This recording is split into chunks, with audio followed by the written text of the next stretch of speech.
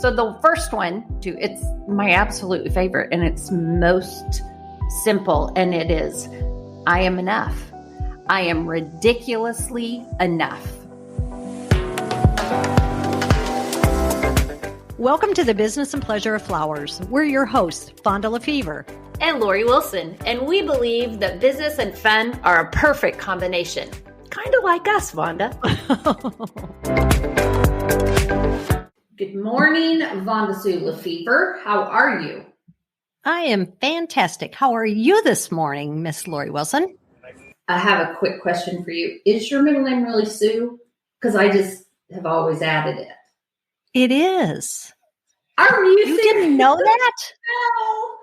I call everyone, like my daughter, Bailey Sue, my sister, I don't know why, we had a Mindy, my friend Mindy Sue. That's not her middle name, but anyway, see? Mine really is. Right. Do you know what my middle name is? I would call you Lori Jean. I love that. I have an aunt, do you know? Lori Diane. Oh, Lori Diane. Is Diane after someone? Diane is my Aunt Sandra, who I love so much, her middle name. Okay, so there you go. I was named after her. So anyway, I'm glad we got that out of the way now. I feel like we're even deeper in relationship because we now know each other. I think so. Middle names. There you go. Okay, so we've got a lot to talk about today, and it doesn't really have anything to do with like flowers per se, but it does have to do with management, leadership, being a boss, and being a good employee, right? Yes, for sure. All of the above. All of the above. So first off, tell me how you started going down this rabbit trail. Right. Well, that is always an interesting story, isn't it? How these things happen. For sure. So I was reading yesterday morning. One of my favorite things that I like to do is wake up before anybody else is up, right? When you just naturally wake up and you're like, I'm up. It's 5:45. I'm going to get up. Have my coffee, sit down and read. Don't get on social media. I'm either reading my Bible or I'm reading, articles. So yesterday morning, nothing against my Bible, but I was reading articles because I get really behind in them. And I always put so many aside that I want to read. I was like, I'm going to do that. And I was researching something specific because a group of us, you, Ellie, Audrey, we're going to see each other next week. We're going to be working on a project. We're going to have some time with each other. But we're going to be working on a lot. So sometimes it can get stressful.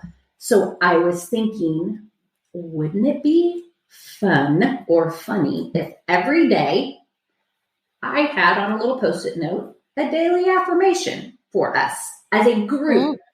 So that is the trigger in my brain. It was like, ooh, let's start researching. So I spent a couple of hours yesterday reading, and the more I read about stuff, I was like, would click on something else in the article that took me to another article that did, scientific research behind this. And it was absolutely fascinating. And so I shared it with you. And you were like, fine, okay, great, let's talk about it. And then you went down the rabbit hole because I sent you the articles and like, this is amazing. And it was all about affirmation. Yeah. Mm-hmm. And I loved the first article I was reading because we talk about the importance of affirmation in our sales prep school. Yes, you do. Mm-hmm. And I keep it light, but I talk about it. And I get a lot of feedback from people who their employees do, and they giggle. They think that because I'm like, look in the mirror, tell yourself you love yourself, all of these things. But there is actual science behind it, how it changes the waves in our brain. Yeah. Which was fascinating because it's one of those things we've always thought, right? We thought, well, this really makes a huge difference. And even doctors now are saying that it does make a difference the way that you're perceiving things or the way you're taking things in. Right. And like you said, scientific data now. Right. So we decided we're going to do a little bit of a deep dive into it today. But one thing that I read over and over again, which I think is a great definition of, what are affirmations? Like, what exactly is it? Basically, it is your core values, what you believe in. So your affirmations might look different than mine. Probably not very different, but because we're very much alike in all of our core values, but a little bit different. Right. And it can't be, this is what is interesting to me, an affirmation such as me looking in the mirror going, "You're the most beautiful girl in the world." That's not reality, right? That's not something, that's not my core value. That's not what I believe. Right. But if I looked in the mirror and said, "You are going to be a blessing to someone today," I can believe that, because that is a core value of mine. I want whoever I'm around to try to bless their life in some way when they walk away. But does that make sense? And you do that very well. Right. So I have my days. So what would you say would be one of your core values / affirmations if you were to do one? I think it's that every morning I get up and I thank the Lord for the day, right? And I say, it's going to be a great day. I guess that's as simple as it is. It's like, yes. It's going to be a great day. I think one of the things that I took away early on in reading this was the key to positive affirmations is this: don't lie to yourself. And that's just what you were doing in the mirror. I was like, gosh. And Vonda, when you think about that, it's so true. And it kind of frees you up, or it did me, because I don't want to look in the mirror every day and say I'm the most beautiful girl in the world, or I am the smartest person in the world. I don't really even want to be that person, right? That's not something that's important to me. So when we create our affirmations that we have daily, right, it needs to fit into our reality, right? Exactly. Like you're saying, you can't lie to yourself. Right. The other quick walk away tip, I know we always do 3 tips at the end, but we can go back to these, is how I see myself is correlated very much with how I receive information. By information, I mean, what's feedback, criticism. Let's pretend that I am significantly overweight and I'm very sedentary. I don't work out. I'm not really watching anyway. And you come to me, or my doctor, let's just say doctor comes to me and says, "Lori, you qualify as obese. You need to lose weight." If he starts that conversation building into my affirmation, my core values first, you know what? You have got one of the greatest hearts. You're the kindest, funniest person. You bless everybody that's around you. So these are things that I'm like, yes, these are affirmations. These are things that I want to be. I'm going to receive that next part a lot less defensively than just started with that. Yeah, definitely. Because then you're feeling good about yourself because somebody's noticing what's important to me, right? If that person was to say to me, "You are gorgeous, you are absolutely beautiful," or whatever the unrealistic expectation of myself is, and then they say that, I'm going to go, "Screw you. You're a liar." Or I'm going to come up with you don't know me. Right. Because it's not my core value. So take that example that is way out there, has nothing to do with our industry, but put it in a situation with a business owner, a shop owner, and an employee. Mm-hmm. And one of the examples I was thinking of is, let's say you're a designer and you have been in flowers your whole life. You love flowers. You're passionate about flowers and you're a good designer, but your productivity is lacking a little bit and you're not on time. You've got some issues. Think about that. What would be their core value? They're passionate about flowers. They got into flowers because they know how happy it makes others feel. They want to be that designer, right? And they know they can be.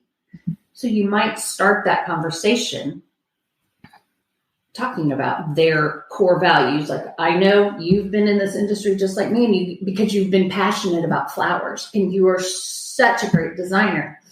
And then lead into what the issues are. I don't know. So affirm them first and then give them what they need to do to improve. It's not like we've talked about before where you're not doing that sandwich compliment, right? Right. You got to stay away from that.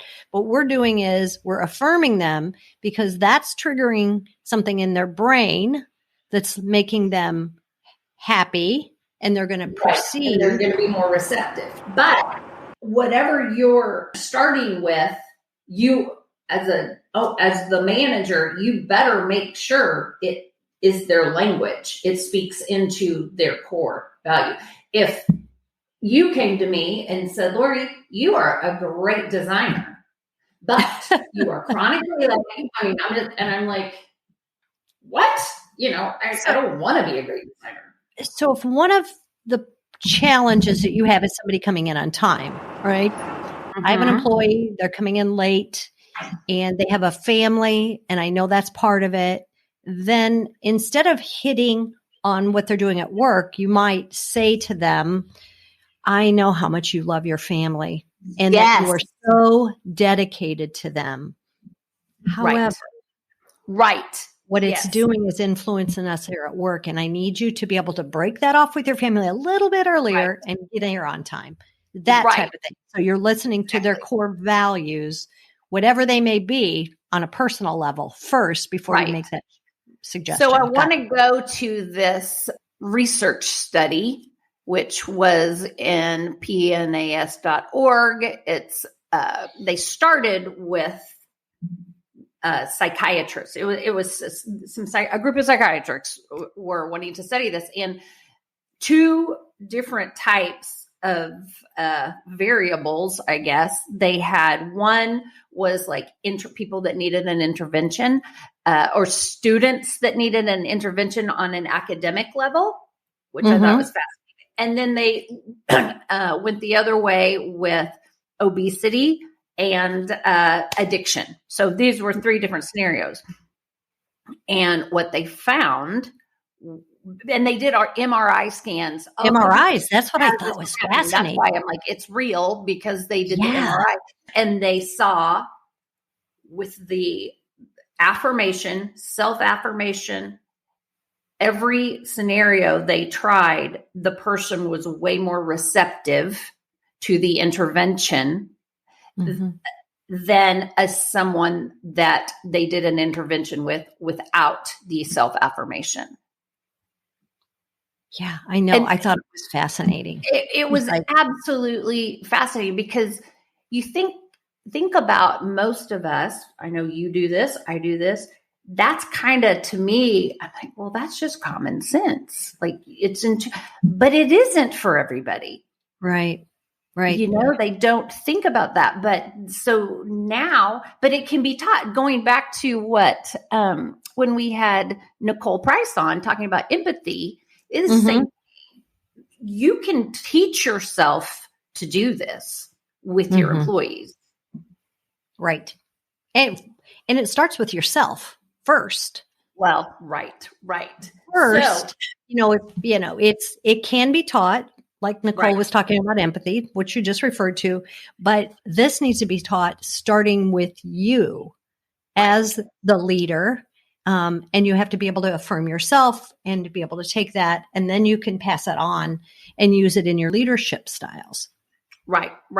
So here are a few of the affirmations that I found. Some of them I loved. Some of them I created myself.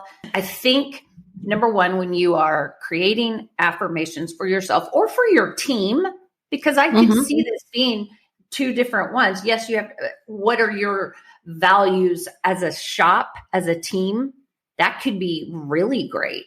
Again, they have to be attainable. It can't be like, we're going to make the most money we've ever made today. Like that, that's not really realistic. They have to be realistic. Right. Again, don't lie to yourself. Exactly. And also everybody else around you, I'm not getting in on that. That's a stupid affirmation. Okay. So the first one, and you saw this one too, it's my absolute favorite and it's most simple. And it is, I am enough. I am ridiculously enough. And I'm like, that is so true.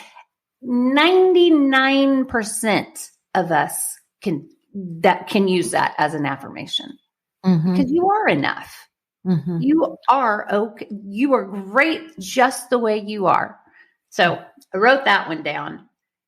The other one that I wrote down, then I'm going to ask you which ones you liked, was creative energy flows to me and through me. And I think that is a really good one, especially working in a flower shop. If you are the designer, you get creative energy from other people and you give it off. I love that, Lori. So I know that's how I feel when I'm with Ellie and we have this brainstorming things like, whoa, it's just going back and forth. Like, we can be intentional to wake up that day and say, listen, today, creative energy is going to flow to me and through me. So that was one of my favorite ones. So what about you? I think that's fantastic. One thing I think was a challenge during all the Zoom days, right? As a presenter in floral, it was really difficult because as a presenter, you're in front of an audience and you're getting that creative energy, that creative feedback from your audience. Even though you're giving it and sharing, it's coming back to you. And when you don't have that, that's really difficult. And, saying I am enough. Yeah, I am enough. But when you're just saying that affirmation of getting the feedback is just so big. Yeah. You're 100% right, because think about it. When we have been at the Profit Blast and we're up on stage, it is so important we have a group of people there, that we can be interactive, because it just brings in all of these other conversations and their energy flows through us and then we give it back. It's a beautiful thing. And even getting a little bit of that here and there can sustain me through the stupid Zoom stuff we still have to do.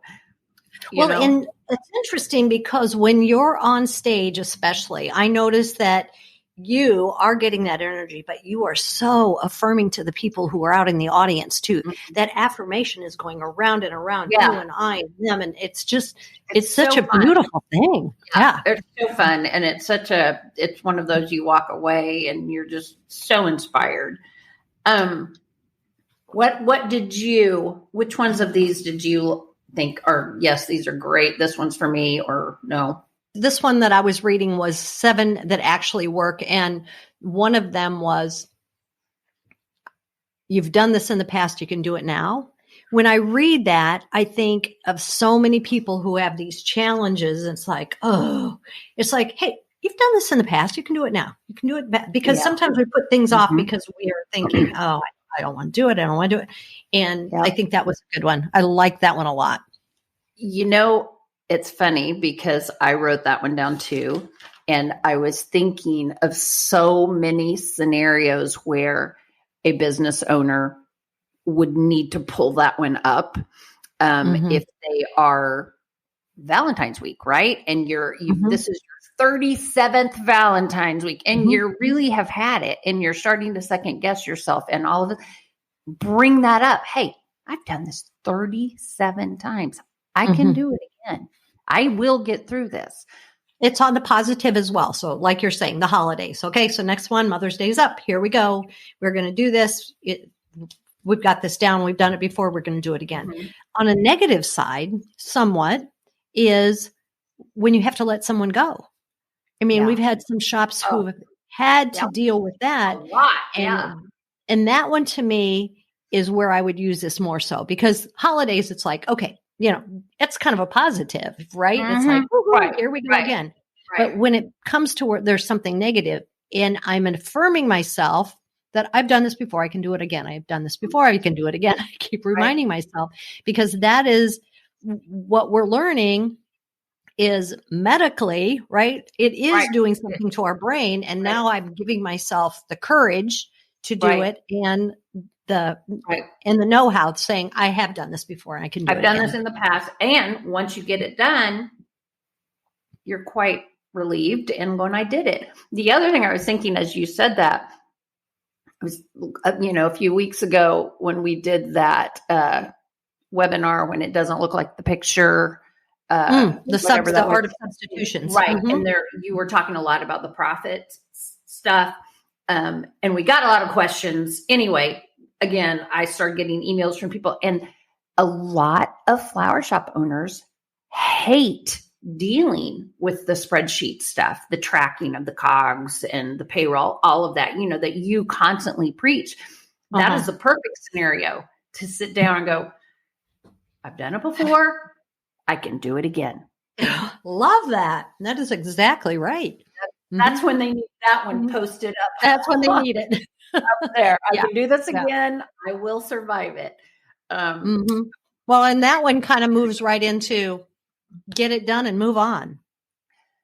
Right. When I read that one, your face flashed before me, because that is a Vonda affirmation if I've ever heard. Get it. We got to get it done. It doesn't mean I have to like it, but you got to get it done. Get it done and move on. I mean, I had things from Denise yesterday, who is our web tech behind the scene, who's doing everything. And she's like, I have this and this and this, and I looked at it and went, get it done and move on. And she's like, wow. And I'm like, hey, get it done and move on. I didn't want to do it. But good. It's so good for all of us. I kind of did the same thing this morning. I was getting a bit overwhelmed yesterday because I got so many emails after our members, which is fine. But I was going to work out this morning, but I had to do quite a few custom emails coming into spring. Again, fine. I'm not complaining. And I thought, and I put it off yesterday because it was 5:30. I'm like, I got to walk away because my rear end hurts from sitting. So I decided I put it on my calendar for this morning. I made the choice. I'm not going to my workout. I will feel better doing this, because I didn't really want to do them because it's a lot of brain power. But I thought of that and I'm done. I'm done. I got it done. And I'm so happy. And then our members are happy because I already sent it to each one that I like for them to approve it before we send it out. And I was like, I did it. I can move on. Move on. Love it. Love it. Such a great feeling. The other one that I thought was great, and it was,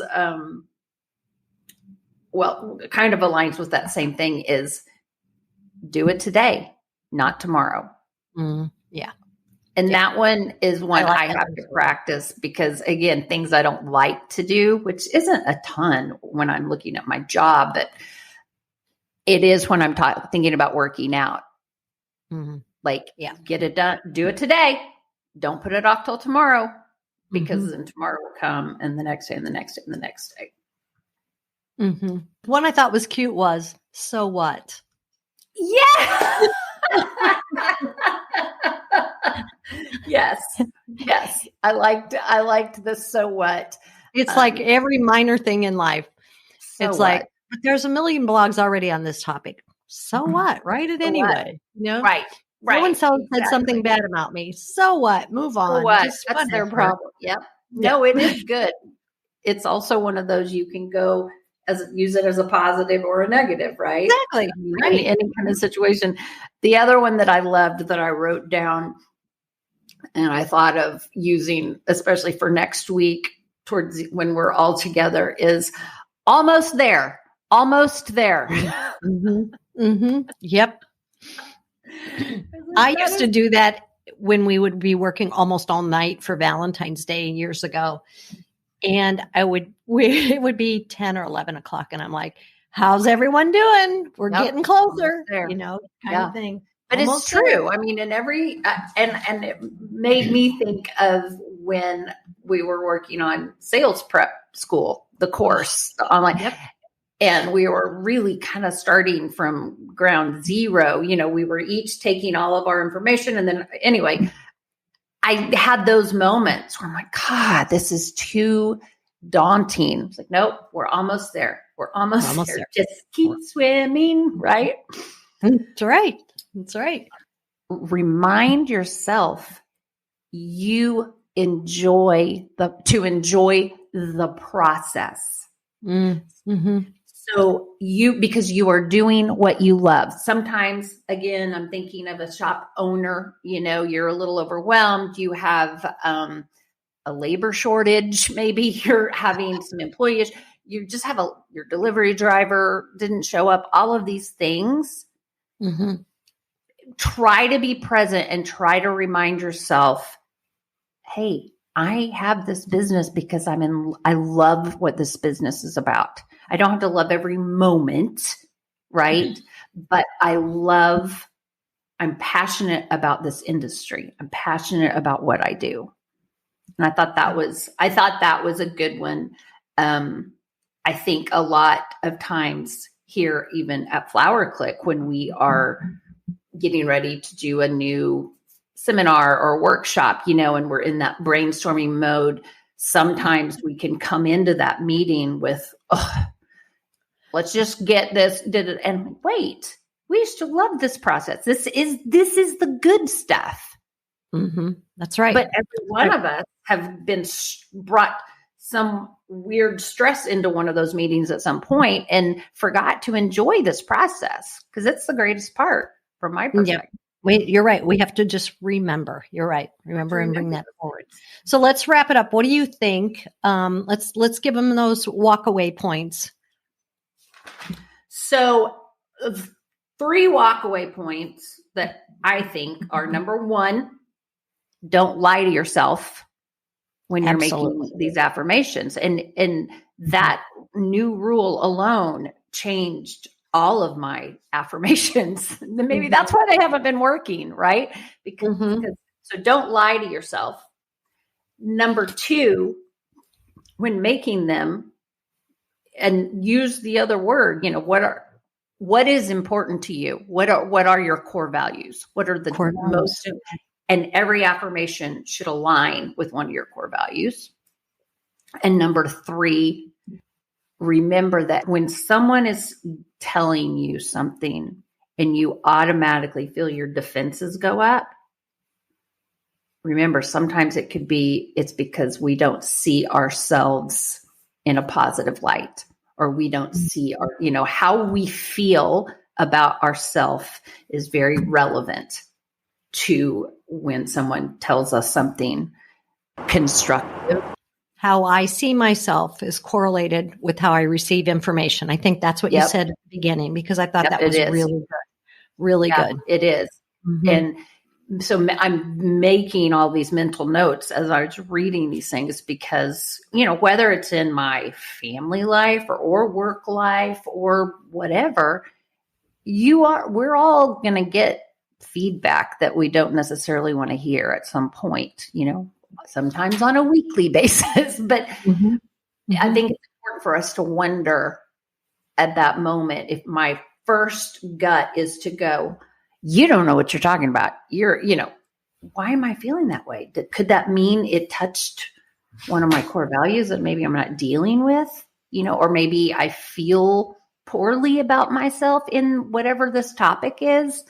Mm-hmm. So, anyway, those were my 3. What about you? I'm just going to reiterate those. Don't lie to yourself. Your core values is what they need to be based on. I am enough, as you've said, and we all say. And I need to see myself in a positive light, affirm myself so that when you come to me and say something that I can receive that information and not put the wall up. Yes. Yeah, exactly. Okay. There you go. Lesson learned. Class Lesson over. learned. Good. Isn't it great? It is great. It's very inspiring. I hope everybody listening is inspired and it causes them to just rethink how they're doing life a little bit. It's always good for us to rethink. Are we doing this one life we have on the earth? Are we doing it the right way? Thank you so much for listening to our podcast. We hope you enjoyed spending time with us because we enjoy spending time with you. If you did, make sure you hit that subscribe button or add the Business and Pleasure of Flowers to your Google morning routine or your flash briefing on Alexa. We look forward to seeing you next week. So please come back and join us and discover how a bit of knowledge and one small change in your mindset can take you to new levels in your life and business.